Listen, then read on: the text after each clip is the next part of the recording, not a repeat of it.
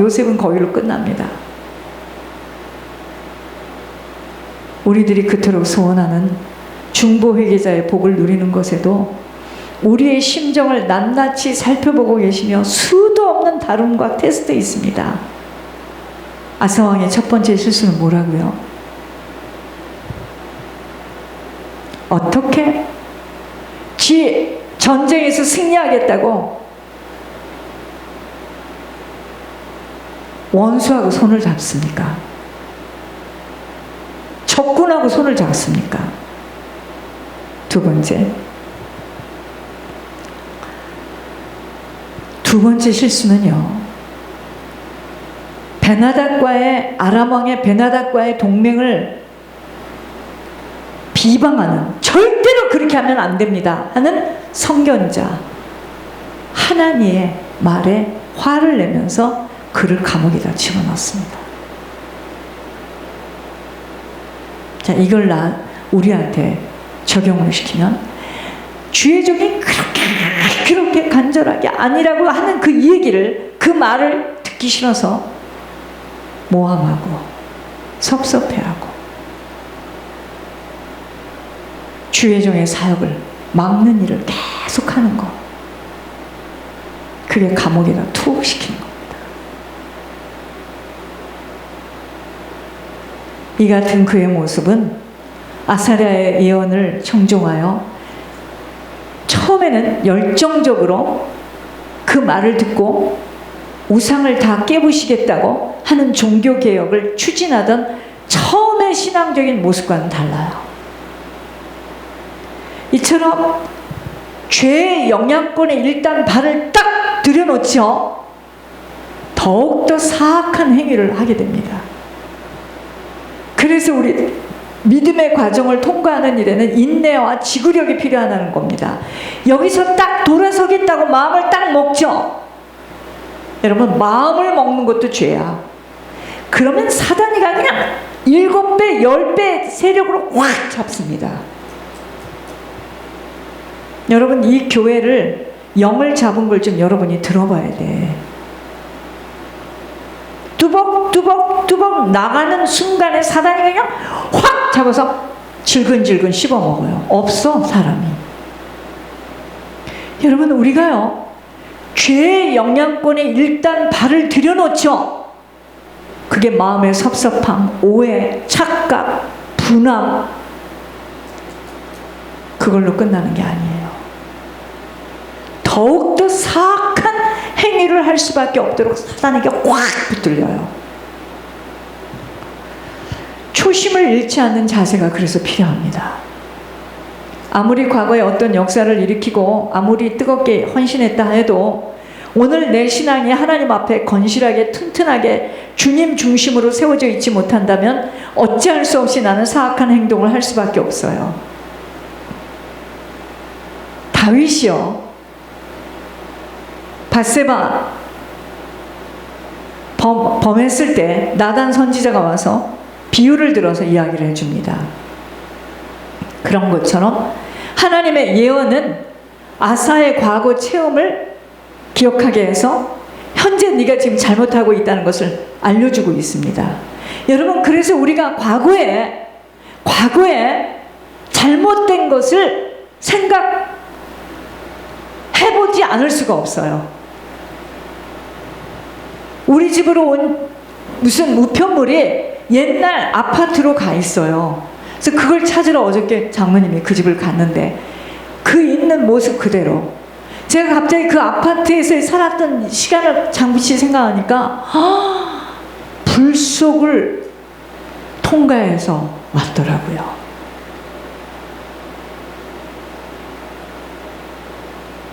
우리 집 두 애들이요, 자기가 어렸을 때 그 어마어마하게 큰 집에서 살아서, 얘들은 집이 소원이야. 그러니까 얘들이 제일 빨리 하는 게 뭐냐, 집을 다 샀어. 집에 한이 맺혔어, 애들이요. 그런 집을 놓고 뺏기고 잠시 짐을 놓고 나오겠다는 집에서 풀무불입니다, 거기가. 그냥 여기까지 온 거 아니에요. 그러니까 여러분들이 겪는 거를, 그럼 사람들은 그러죠. 내가 걸린 감기가 남들이 걸린 암보다 세. 그래요. 그렇죠. 그럴 겁니다. 여러분, 그런 과정이 없이는 저 이 자리에 못 서요. 지쳐서 못 서요. 이거는 한 주도 그냥 넘어가는 날이 없고 한 토요일도 그냥 안 넘어가요. 절대로 그냥 안 넘어갑니다. 재밌어. 그래서요. 제가 그걸 보면서 사단이가 엄청 시기 질투하는구나, 이 교회를. 여러분, 과거에 내가 어떤 일을 저질렀고 어떻게 살았지? 내가 또 그 짓을 또 한단 말이야. 이걸 생각해 봐야 돼요. 예언하는 선견자를 하나님을 옥에 가두었다는 것은 그렇게 지금 말해주는 것에도 그것을 알아듣지 못하고 교만해서 자기 잘못을 깨닫지 못하고 있는 거예요. 왜 아사가 이렇게 교만해졌습니까? 자기 동맹군을, 자기 동족을 치는데, 바사를 치는데 아람의 베나닷 이 군대를 사용해서 승리했잖아요. 그러니까 교만해진 겁니다. 하나님 의지하지 않고 인간적인 방법으로 일시적인 성공을 거두자 교만해진 것입니다. 그러니까 우리가 조금만 일이 돼보세요. 난리 납니다. 내가 이 교회를 어떻게 했는데, 내가 이랬는데, 내가 다 했는데, 내 전 재산을 다 팔아서 이렇게 했는데. 그럼 저는 아마 개미 새끼처럼 그냥 발발발발발발발발발발. 그래서 하나님께서 그렇게 안 합니다. 그래서 장로들이 그렇게 막 코가 하늘로 높아가지고 주의 종을 여기다 놨다가 내보냈다가 별짓을 다 하는 겁니다. 여러분, 이 교만이 얼마나 무서운 줄 아십니까? 왜 우리 몸을 쳐서, 왜 우리를 물질을 주지 않고, 왜 우리를 가정을 깨게 하고, 왜 그러는 줄 아십니까? 교만이에요.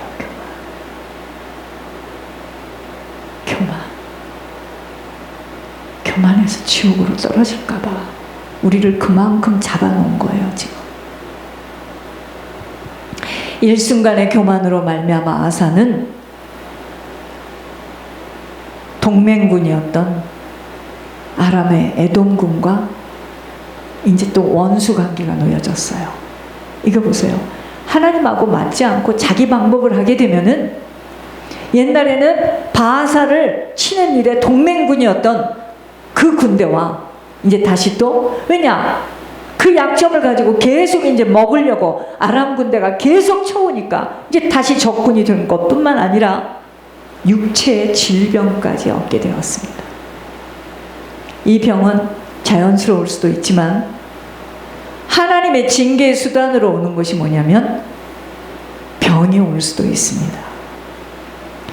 역대기 상하를 쭉 보니까 죄로 인한 벌 중에, 병 중에 자연적인 병도 있고 하나님의 그 뜻을 이루기 위해서 일어나는 병도 있지만, 역대기 상하를 쭉 보면서 죄로 인한 벌이 많아요. 그래서 음란하는 인생을 살아온 사람 마지막 인생은요, 몸으로 옵니다.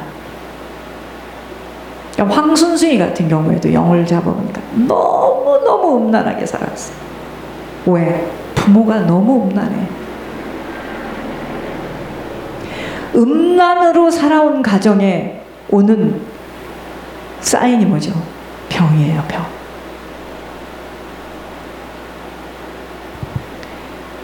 아사 왕이 매우 위독했는데 하나님에게 구하지 않고 의원들에게 구한 것이 또 하나의 실수였습니다. 이게 세 번째 실수예요.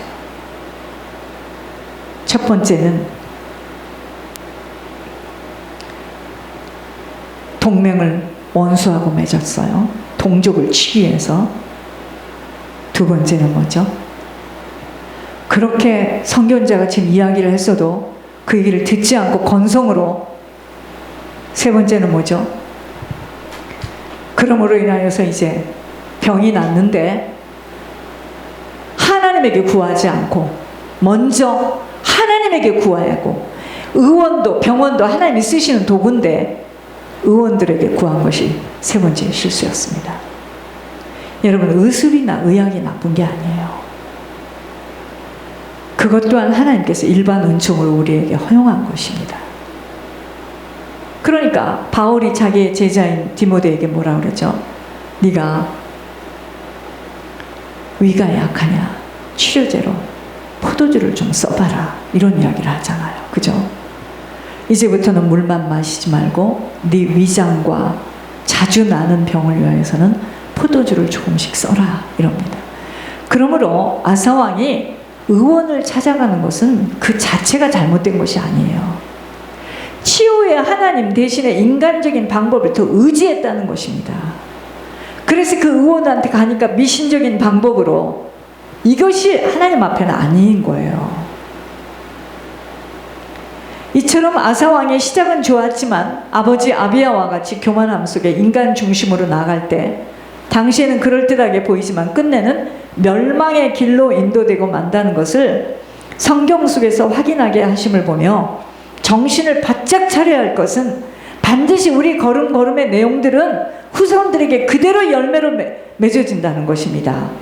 아사왕의 일생에 하나님을 전적으로 의지한 때와 하나님을 의지하지 않을 때 어떻게 달라지는가를 보아야 합니다. 결국 아버지 아비야처럼 인생을 살다가 끝을 내는데, 왜 하나님의 기적을 보고 하나님의 축복을 받았던 왕이 하나님을 끝판에 하나님 의지하지 않고 사람의 방법으로만 해결하려고 하니 결국은 뭐죠? 신앙을 잃어버립니다. 우리가 이 꼴이 될 수가 있으니 정신을 차려야 된다는 거예요. 우리의 후손들이 나처럼 살게 된다는 것을 알게 된다면 어떻게 남은 시간 살아가야 하는 줄 생각해 봐야 합니다. 우리 후손들의 미래 궁금할 거 없습니다. 나 사는 거 보면 나와요. 우리의 신앙은 과거보다 현재가 중요함을 알아야 합니다. 과거에 너무나 부끄럽고 후회스러운 일을 많이 했어도 지나간 과거에 매이지 말고 지금 내가 어떤 신앙으로 살아가는가가 중요함을 알아야 할 것은 후손들에게 남겨주는 유산 때문이에요. 나의 신앙을 바르게 정립해야 할 이유는 영적 유산 때문입니다. 권 목사님이 가장 지혜롭고 가장 성공한 목회자야. 그분은 유명한 것도 싫어요. 자기 자녀. 그 말이 맞지. 천대. 그러니까 그냥 기를 쓰고 악을 쓰고 하나님이 하라는 대로 가서 무릎을 꿇고, 가난도 무지함도 음란도 도벽도 부정직함도 혈기도 모든 것들 다 남기게 되어 있기에 나를 쳐서 복종시키지 아니하는 만큼은 후손들 핍절하게 당합니다. 이유 없이 당해요. 우리가 이유 없이 당한 것처럼. 예를 들어 내게 온 가난, 이 세대의 가난으로 어려움을 겪고 있다면 이 가난을 끊어주고 가야 후손들 어려움 겪지 않고 살아갑니다. 그 방법은 예물로 먼저라고 했습니다. 먼저 주님 나라에 씨를 뿌리고 갈 때 후손들 그 열매를 맺게 되는 것입니다. 그런데 여러분들 이럽니다. 지금 그들이 가난하지 않은데 왜 가난에 대해서 염려해야 돼요? 라고 생각한다면 어리석음이에요. 그 부유함에 구멍이 뚫려서 다 새어나가게 되는, 나로 인한 영적 유산 때문에 당하는 어려움이 찾아오는 시간이 있기에 지금 그들이 부유하다고 부유한 게 아니에요. 착각들 하지 마시옵소서. 몸된 교회와 목회자를 잘 도와 하나님의 뜻을 이루는 일에 들여진 인생은 그의 삶 속에 지금 씨를 뿌리고 살아가고 있기에 후손들이 그 열매를 풍성하게 맺어가게 되어 있습니다. 한국의 대형교회 목사님들 중에 뭐 나중에 변질돼서 어찌 되었든 거의 그분들이요, 그냥 그런 목회를 하는 것이 아니에요. 선조들이 뿌린 씨가 있어요. 우습게 보면 안 됩니다. 모든 것은 어떤 모양새로든 씨를 뿌리고 살아가고 있는 것입니다. 말씀을 지키고 순종의 행함을 살아가는 모든 걸음걸음 역시도 씨를 뿌리며 살아가는 것이 된다는 것을 안다면 내 마음대로, 내 생각대로, 내 의견대로 살아감과 신앙생활에도 본인의 색깔 따라 씨를 뿌리며 살아갈 수밖에 없습니다. 큰일 납니다. 남은 시간 풀어야 할 과제는 바로 자신들의 가문, 가정, 내 개인에게 내려와 있는 영적 유산을 내 세대에서 정리하고 가는 문제예요. 이거 정리하고 힘들고 괴롭다고 빨리 간다고요? 성경 뭉치방을 잡더라도 끝까지 오래 살아서, 여러분 천옥순 권사님 돌아가시면 그 가정의 국률함, 저 사람을 잘 모셔야 되는데 저 사람만 못 모셔.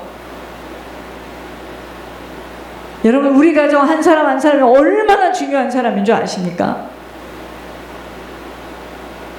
제가 손영주 권사님 병원에 가는 일 없고 양로원에 가지 않게 하려고 하는 이유가 있어요. 그러면 끝납니다. 끝난 거예요. 본인은 가겠죠, 천국에. 얼마만큼 풀어주고 떠나가는가에 후손들 새로운 인생으로 살아갈 수 있게 됩니다. 생명과 능력과 축복의 삶을 살아가는 것은 가문의 영적 문제가 지워진 만큼 그 가문의 아버지의 나라로 세워지게 되는 것입니다. 유독 혈기가 왕성하여 분을 내는 것이 쉬운 영적 유산을 받은 사람은 그 혈기 때문에 받을 복을 차내게 되는 것이고, 아무리 그렇게 강조하여 하나님이 짚어주시는 거짓말의 입술을 닫아야 한다고 권면하여도 적은 일에서도 너무도 많은 거짓말이 술술 씌워지는 자에게는 후손들 뭐라 그랬죠? 사기꾼, 도적놈이 배출된다는 말씀에 깊은 충격을 받아 갱신되어져야 합니다. 거짓말을 하려고 하면 우리 자손들 도적놈 나오겠구나, 사기꾼 나오겠구나. 이게 안 되는 거예요. 알게 뭐야, 뭐 그건 다 지워줬겠지. 내가 지금 살고 봐야 되니까 일단 거짓을 치고 보는 일이다. 뭐 그렇게까지 자세하게 생각도 못합니다. 그냥 나와 거짓말이. 부모가 무엇을 하고 살아왔는가에 따라 육신의 세계 속에서도 장사를 한 가정은 후손들도 직장을 가져도 장사의 수완을 가지고 그런 일을 하게 되고, 가르치는 선생의 씨를 뿌리고 살아간 부모를 가진 자들, 가르치는 일을 하는 후손들이 배출됩니다. 저는 옛날에 아르바이트를 해도 꼭 과외를 하더라고. 그런 가정에서 자라서. 목회자의 가정에는 목회자가 일어서는 것이 너무도 당연하고, 부모가 늘 남에게 힘듦과 어려움을 주고 살아갔었다면 후손들 그렇게도 어려움을 많이 겪고 살아가는 것, 부모의 씨뿌림을 갚아가는 열매 맺는 인생으로 살아가고 있기 때문입니다. 부모가 그렇게 다른 사람을 힘들고 어렵게 했어요. 그래서 우리가 그걸 갚아가는, 부모가 남을 무시하고 남을 지적하고 남을 막 분내게 했어요. 그래서 나는 내 인생에 분내는 일이 그렇게 많은 거야. 그 윗대에서 심었어요. 심지 부모가 남을 억울하게 했어. 임금도 잘 안 주고. 그러니까 인생이, 세상에 그렇게 헌신해도 그저 차밥그르려 하고 모여서들 쑥덕거리고 흉보고. 왜 그러는 줄 아십니까? 윗대 부모에서 흉을 받는 그 사람의 인생에 그렇게 남을 억울하고 분하게 해서 그 후손이 지금 그걸 받는 겁니다. 그 중에 하나도 저예요. 얼마나 뒤에서 나쁜 얘기들을 많이 하는지. 해라, 계속해라. 지금 생각해보니 그게 우리 윗대에서 그 짓을 한 거예요. 여러분, 당연히 제가 치러야지.